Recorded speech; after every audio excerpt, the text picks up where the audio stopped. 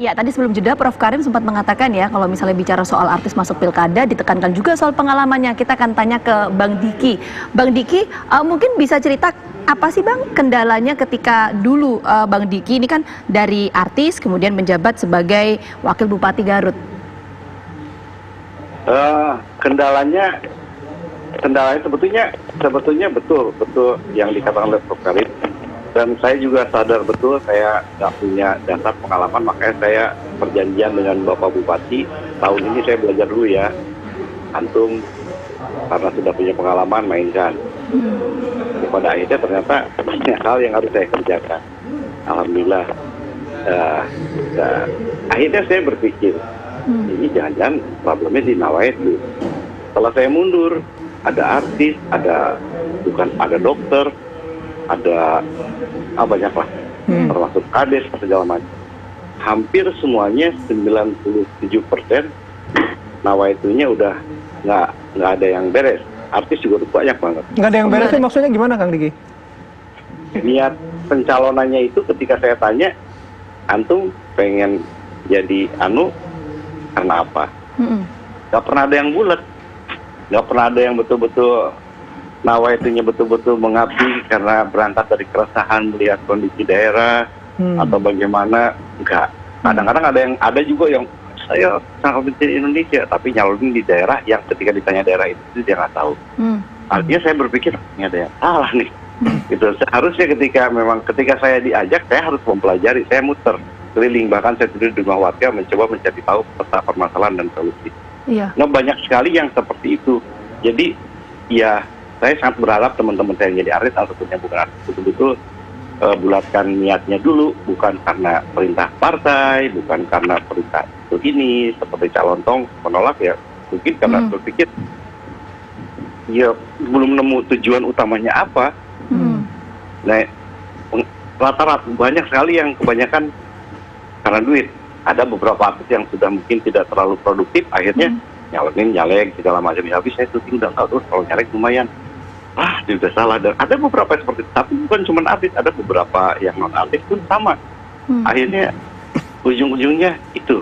Nah ini yang menjadi saya agak sedikit pesimis terhadap kondisi bangsa ini, karena ternyata saya merasa diri saya menjadi aneh. Karena niat saya dulu alhamdulillah, mungkin karena ada orang tua, bukan karena saya apa-apa. Ya niatnya emang ingin mengabdi, dan saya sampai nggak punya apa-apa setelah menjadi pejabat, dihina, miskin dan segala macam, tapi senang, saya bersyukur karena minimal saya sudah berbuat sesuatu dan melakukan sesuatu walaupun saya akui saya gagal. Nah, berarti bisa dikatakan nggak Bang Diki, mungkin ada semacam mis atau ketidakcocokan mungkin dengan sistem politiknya atau seperti apa kalau Bang Diki alami dulu? Kalau bicara ketidakcocokan, karena peraturan ini yang bikin manusia, pasti hampir semua juga banyak hal yang tidak cocok dan kita harus bisa menyesuaikan dan beradaptasi. Ketidakcocokan sama partner ini yang agak repot. Jadi saya juga mau meluruskan bahwa saya tidak mengundurkan diri. Saya tidak mengundurkan diri. Saya mengajukan pengunduran diri kepada masyarakat melalui wakil rakyat, yaitu DPR, dengan catatan saya tidak mungkin akan melakukan kerjasama dengan pemimpin yang tidak selaras, karena pilihannya cuma 3. Saya harus sama seperti dia, saya harus menang dia, atau saya mundur memberikan kesempatan pada dia. Dan saya memilih ya, karena saya tidak mau sama seperti dia, saya juga tidak mau menendang dia, saya pilih memberikan kesempatan. Dan ternyata rakyat melalui wakil rakyat menyetujui itu, mengizinkan saya untuk mundur. Jadi itu. Nah, ya harapan saya siapapun nanti calon ya harus betul-betul sevisi semisi dengan kepala daerahnya. Kalau misalnya calon kepala daerahnya hanya sekedar menjadikan boneka, pasti akan terkantung-kantung ke sana. Pilihannya nanti dia akan menjadi seperti si pimpinannya, atau dia akan menjadi kacungnya, atau dia mungkin akan menjadi menderita.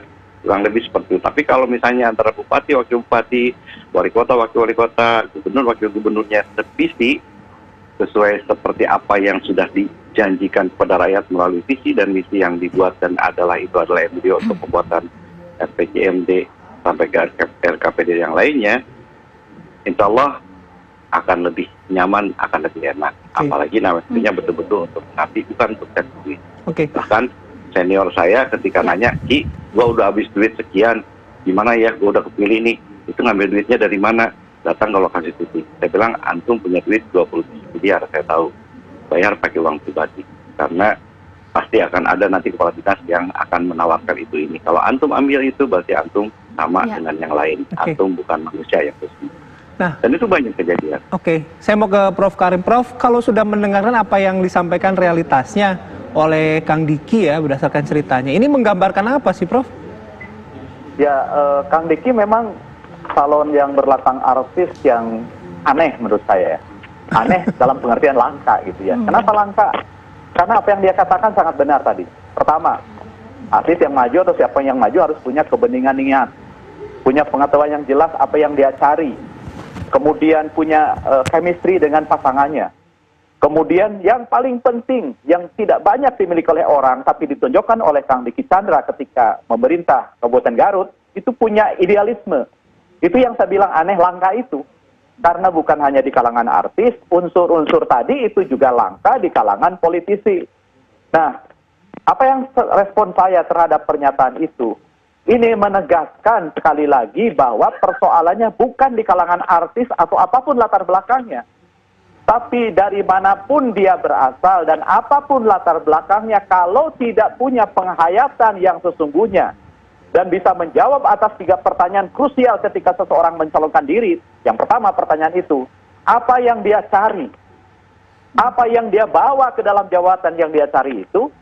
Lalu perubahan apa yang akan dia gambarkan? Semuanya akan seperti ngalindur. Apa ya bahasa Indonesianya ngalindur?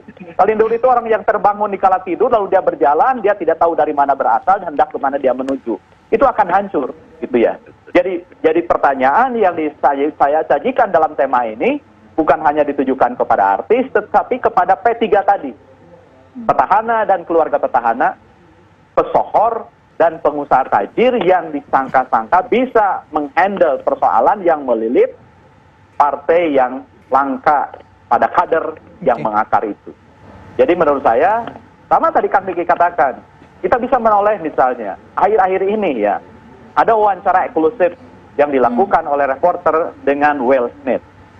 Dia terinspirasi oleh kesuksesan Obama menjadi presiden yang berlatar belakang kulit hitam. Dia katakan, saya ingin menjadi presiden Amerika layaknya Obama. Tetapi saya tahu saya ini artis, dan karena itu saya harus memulai pekerjaan sosial saya, dan saya memulai mendirikan pengumpulan dana sosial untuk menangani apa?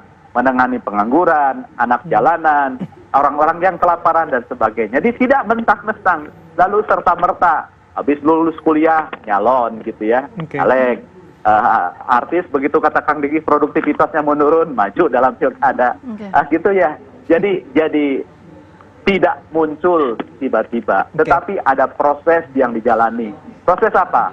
Proses berkeringat dengan rakyat, menangani urusan publik. Dengan begitu, deposit politik yang dipersyaratkan dia miliki, gitu ya. Harus ada proses partai, dan juga harus ada pengalaman, itu ditekankan. Bang Maman, closing statement-nya? Karena tadi sudah disebut nama Obama, hasil riset ketika Obama terpilih itu kepada voters, kenapa mereka memilih saat itu, yang pertama satu, isu politik yang digulirkan calon, baru kedua karakter, kemudian afiliasi dengan partai politik yang mendukung, baru kemudian dibawa, setelah itu pengalaman politik, baru agama calon, latar belakang pendidikan, kemampuan berbicara, kepribadian, usia, dan penampilan fisik. Jadi kalau kita ingin menjadi pemilih yang dewasa, kita harus telusuri jejak rekam jejak mereka. Kita harus lihat apakah dia mampu, seperti kata Prof. Karim, mau berkeringat, mau berpeluh, bukan cuma berkeluh kesah nantinya, dan kemudian punya pengalaman siapapun dia, dan jangan pilih calon yang menjadikan jabatan ini sebagai soft landing, tempat untuk mendarat dengan nyaman ketika dia sudah tidak punya peluang apa-apa di bidang lain, termasuk sudah tidak punya popularitas misalnya, lalu kemudian menjadikan ini sebagai tempat terakhir untuk numpang hidup enak. Oke. Jadi cari yang mau berkeringat, cari yang mau berpihak kepada rakyat. Oke, jadi catatan Kang Maman. Prof Karim juga jadi catatan. Kang Diki juga terima kasih informasinya dan sharingnya pagi hari ini. Semoga sehat selalu Bapak-Bapak. Assalamualaikum warahmatullahi wabarakatuh.